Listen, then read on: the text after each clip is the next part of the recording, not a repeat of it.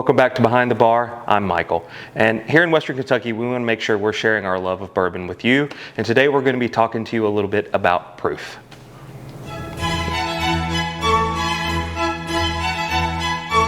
You walk into a liquor store and you see all these bottles with all these numbers, and you might think, what the heck does this mean?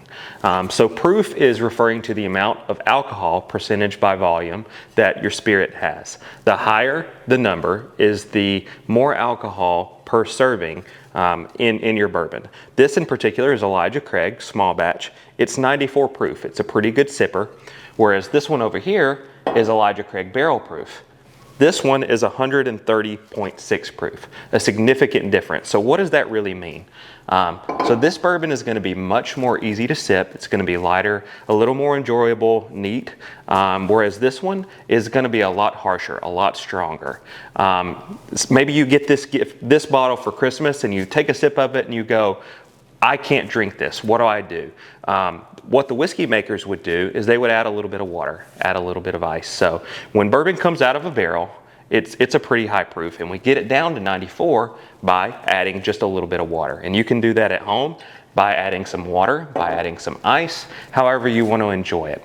So if you're new to drinking bourbon and you're trying to find what bourbon is right for me, look for those lower proofed items to start with. Elijah Craig at 94 from our friends at Heaven Hill is a great whiskey, and they've got one that's a little bit higher proof at 100.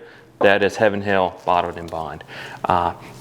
What it comes down to, if you're just getting started, try a couple of different things, but if you just don't know where to start, look for a bourbon that is a little bit lower proofed and maybe a little bit higher aged. That's going to be what people call smooth. It's going to be easy for you to enjoy, and it's just a great way to get started.